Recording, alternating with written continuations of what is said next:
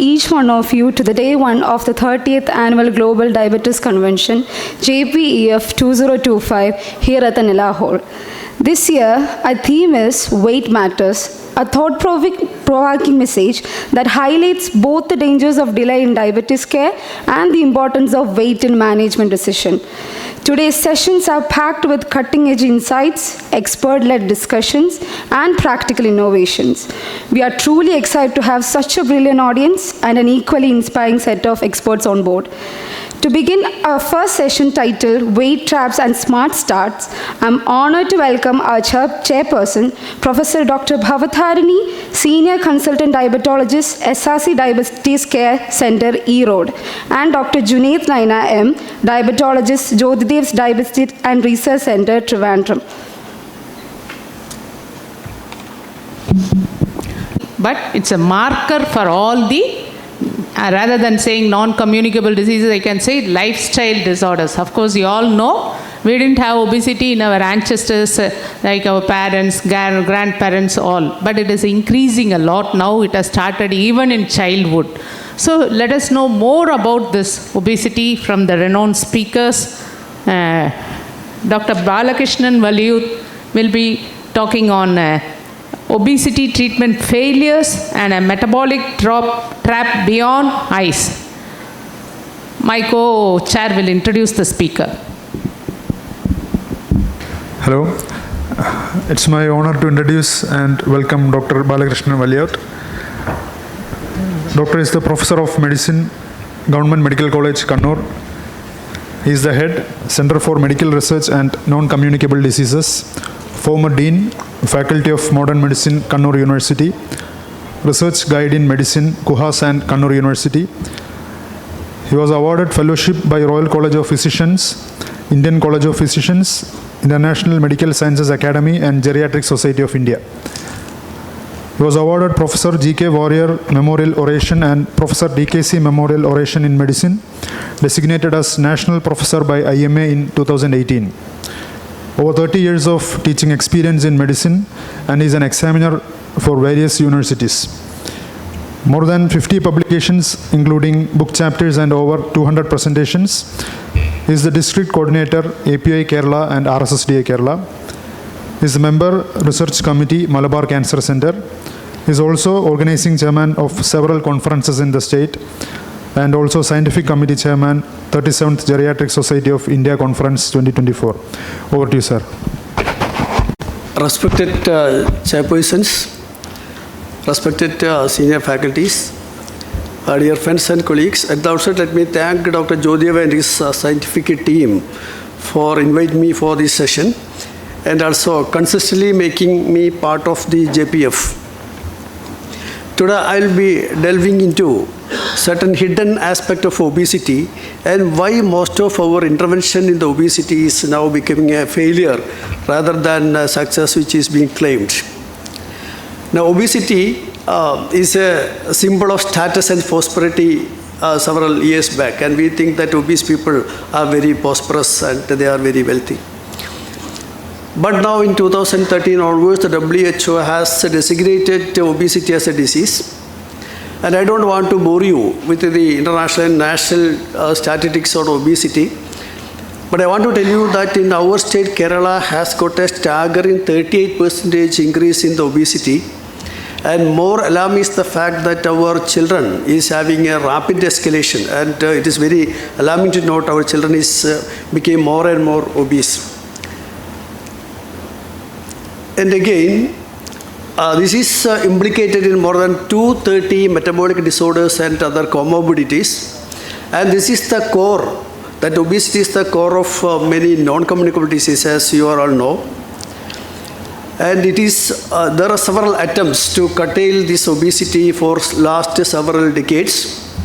But unfortunately, most of the intervention, including the drug which has been introduced in the past to treat this obesity and which promised a slim beauty and also a lovely physique, has already laid in the graveyard of forgotten medicines. So it is, and again now it is a time that if we go into the other hall, you will be hearing about the newer GLP analogs, that is the semaglutide, liraglutide, and the 1 monthly miraglutide injection is also coming to the market soon. And so it is imperative at this particular time to look into why so many obesity intervention, including the bariatric surgery, sometimes is failing. And I think this topic will be an interesting at this particular time where there is the multinational are bombarding with so many anti-obesity drugs, and they are predicting that the sale of these drugs will be nearly 40 to 50% in the US, and already it has been in the market. I don't want to write the horoscope and to make a comments on what will be the fate of these new coming drugs, but my aim is to convince you what has happened to the previous drug which has been in the market for several years. And as early as in 1939, the nitrotrophenol has been marketed as an anti-obesity drug, and it has banned in 1938. And in 1979, again, the methamphetamine is also went out of the market. And the fenfluramine, when I was a medical student, the fenfluramine, we came first heard about that drug which can cause mitral stenosis and fibrosis. And that drug was being used very rarely in by our teachers. But again, in 1979, it was banned, and again the amphetamine cognate, the fenmetrazine, again the rainbow, that is the polypill which has been used to treat the obesity drug, the rainbow drug, again also been banned due to major side effects. The side effects vary from the cataract, the eye problem, to the fibrosis, or to sometimes due to major cardiac event. And I don't want to pause. I am allowed only 50 minutes, and I may not be able to talk why all these drugs, what is the side effects and all. And again, the orlistat, which has been available in the market even now, it is also, I think, thinning out, and the market is already fading for this particular due to side effects. Now it is the locazepine which has been used for nearly 10 to 15 with the phentermine combination or a topiramate combination. Again, it was banned in 2020, and now it is a semaglutide and the tirzepatide which is available. And I want to highlight that rimonabant, which has been introduced to the market, which has been marketed with very pomp, and it was marketed that is the best drug that will be taking care of all your obesity issues. But unfortunately, those who have took this drug has got nearly 1% of the people has got a severe suicidal tendency, and 10% has got depression, and that drug, the rimonabant, also got banned and is not available. Now, why this is happening? So I want to tell that the answer lies in your past and in the evolutionary physiology. And as you know, it is presumed that the human has evolved from the pan-troglodyte to the present humanoid, and then to the Homo sapiens nearly 120 years back, and it has happened in the deep forest of Africa, somewhere near the Ethiopia border, in the Rose River Valley, etc. And from there, we have migrated to the different part of the continent, and it took nearly 15 to 20 years that we dispersed to different areas of the continent. But you know that our near existence was threatened by frequent pandemics and the famine, the flood, the fire, the devastating infections, and everything has nearly threatened our existence. And the maximum number of people has died of malnutrition.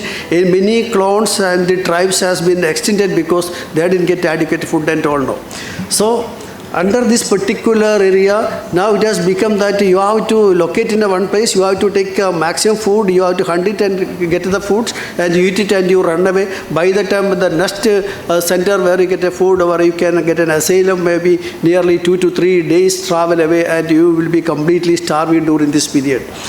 And again, what the nature has told you, you eat maximum, get plenty of it, and eat the calorie-rich food, and you don't spend too much. And the human body has adapted to the instruction from the nature that you have to eat plenty, maximum you eat, good food you eat, tasty food you eat, and you limit your movement in case if you don't have much of a calorie. And this is not only to the human being.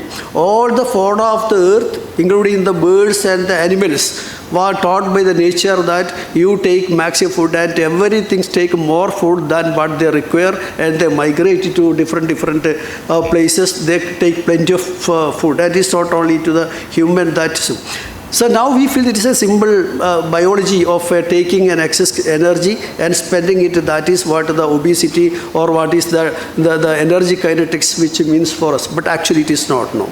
Now this has become a very complex neurobiological system embedded in our system, and the complexity is beyond our imagination, beyond any scientist can imagine what the nature has made an imprint on your brain to have the energy metabolism. So if you look into this, the brain, over several lakhs and lakhs of years, and this has been modulated, and there is particular systems and neurons, and the neurocenter has evolved into the brain, where your intake can be, intake and your expenditure can be matched, or sometimes it may go for a tight control of that. And there are centers where the hypothalamus is the control center, or the epicenter, or the neurocenter which regulate. It has got a connection with all the organ of the body, and it has got a connection to every area where the metabolic process, our growth, everything. I don't want, again, I need a half an hour, 1 hour to talk about these things.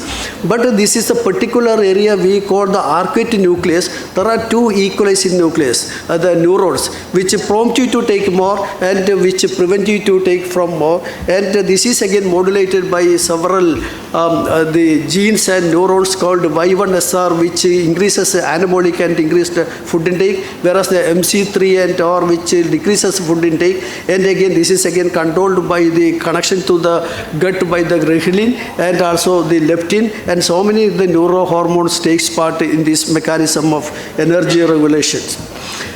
And as I told you, the pro-opiomelanocortins and the paraventricular nuclei, and which give a signals through the leptin, and it prompts you to decrease the food intake. But on the other hand, the neuropeptide Y and the agouti related protein, which stimulates to increase. More the crux of the issue is that now the brain has developed a system to reward you when you are taking a good food, to make you take more and more. The mesolimbic system of the brain has given instruction to our body, and it gives a reward system through the agouti genes and all, and also through and it gives a feeling of pleasure. More interesting to know that the hypothalamus, the area where the dietary center is situated, your sex center is situated, and your sleeping center is and this is very, very interconnected. Everything is connected, and if you go into several obesity syndrome, like Kluver-Bucy, whatever it is, or many other obesity syndrome, this interplay of neuron, and it is connected to our sleep and our happiness. So when the brain is rewarding you take more and food, and it is embedded in your memory, and you discard some food which you feel is not good, so and all that.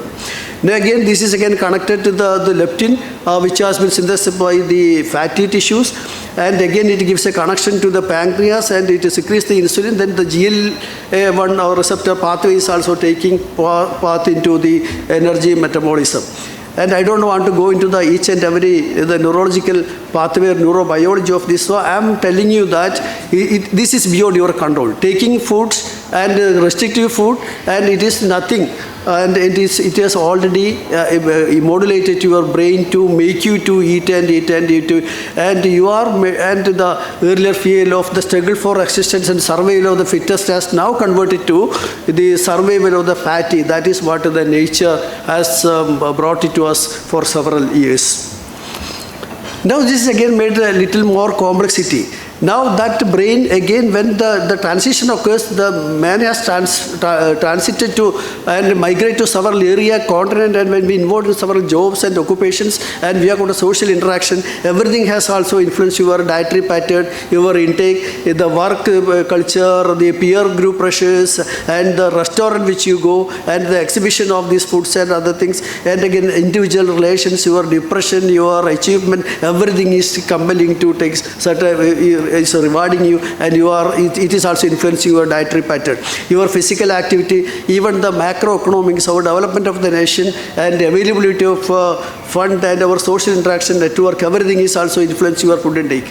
The food, beverage industry, the marketing, and you know that the publicity given, and we are attracted to. You need to take only a cup of water when you are going to a tour, no, but you will take only Coca-Cola because you saw in the TV that is the norms that you should take all those things, and this prompts you to take this food, and this is. And again, what actually happened, there is a theory which we call the Neil's thrifty year. James Neil in 1962 brought a concept that a population or a generation which is subsisted on a low calorie, deficient calorie, the gene and everything has adapted to this. But when they exposed to this microeconomic and plenty of food, and I can tell you the calorie pollution which is actually taken, when they are in the middle and their biological system, metabolic process have got deranged, and this is what the Neil has told. It is the root cause for this obesity, the diabetes and other metabolic disease. This is called the famous Neil's thrifty gene theory, which has triggered a lot of scientific discussion among in our scientific world. And now what you see, the endothelial factor, what you are here in the other hall, all this is the pattern which has been caused because of the epigenetic factor. The glucose toxicity, lipotoxicity, the metabolic adaptation and the chaos which has put into our body secrete a lot of inflammatory mediator. The hormones are taking place into that everything. Now, and as you know, the epigenetic factor, just like our genetic factor, can also be inherited. Now this is the root cause of this obesity, and it is imprinted in your brain that you take more food, you don't spend food, you take a maximum food what you are possible, and it is simply beyond your control. That is why the obesity epidemic it is now going. And that is the problem where we face with regard to the reduction of obesity, and it is not easy to control obesity. And several studies have shown that when you reduce your weight, your hunger mechanics through that ghrelin and other things increases, and you again start taking more food. And what I'm just in the initial talk I told you, now the time for the GLP receptor analogs, and it is a time for the tirzepatide and also the 1 monthly injection, and also Wegovy, everything is coming to the market. But even in the short period of the introduction of this molecule, whatever the introduction, whether the bariatric surgery, whether your dietary intervention or the drugs which you have been, and after some time your body will recoup, and when you stop this intervention, you will gain the weight. And that is the major problem, major issue which you are facing in when we marry. If it is easy to control your diabetes, you can give an option of insulin and other things. You can give a 10 milligram statin powder, it will come down to some extent, it's very easy. Even if we go for intervention, it takes a lot of time to get a result out of this. And there are a number of studies, and this is the 14 studies randomized control study which has shown that after 5 years, 6 years, most of the intervention has failed, and the regain of weight was vary from the number and the time period from 12, 17 and 14. Even 72% of the weight gain was being noticed when you stop the intervention, either a drug or whatever it is. So I want to summarize. I don't want to go into detail because the time is not permitted. So obesity, as you feel, is not the failure of willpower. And we feel that when we start an intervention and obesity come back, we are not motivated, we are not feared, we are not again. But it is a biology which has already sculptured by the nature into the body. And again, as you told you, the thrifty gene, once is a survival tool, now become a metabolic trap. And it was a necessity during the evolutionary time of the human being. But when you are living in a world of a calorie pollution, and it has become a trap for you. And this trap is actually failing when we are going for a obesity treatment. And again, the gut axis and the weight loss different set point unknown to our consciousness. It is beyond our consciousness, beyond our action. Weight gain after treatment is not a relapse. And we feel that when we stop it, but it is a programmed response of the nature and the human. And the drug and diet often fail because they ignore the evolutionary handwriting, and they give you more and more reward to eat you and make you more fatty to survive, which was necessary in the past. The weight reduction effort still swimming, and all the effort, all the drugs, what we are going is now we are trying to swim against the evolutionary trend or a biological tide, and we may not succeed all of a sudden as they go. It is not a lifestyle issue as pursued, but it's a neuromedical disease, not a simple lifestyle disease what we are talking about. So look beyond the visible. And what I want to tell you that, so your simple GLP receptor analog or one or two drugs which you are going to market and you are bombarding the market is not going to solve your problem. There are a lot of mediators, crux of the issue, and we need more and more comprehensive and intervention. And we should take care of all these factors. Either even whether you are able to do a gene therapy or something, then only I think some improvement will take in the obesity world. And I feel the drug, even we get a lot of the GRP analog, tirzepatide, Metabolic, whatever it is, we need more Sir, drugs please which conclude. will be more useful. This last word, please, one word only. So I think that since the science is moving, I'm sure that in the years to come, some remedy will come, but not the present remedy will not solve this problem for the time being. That is my notion. That is my what I want to tell you. Thank you very much. Thank you, sir. Actually said it is we are all thrifty genes. We were exposed to very less food, and we used to store what we had for the future. But now food is plenty available every year, everywhere. And again, I used to deny with your point that again it is a failure of willpower. I cannot say that, because everybody, unless otherwise you have the willpower to reduce your diet and not getting addicted to whatever you see on the road, definitely you cannot come down even with drugs.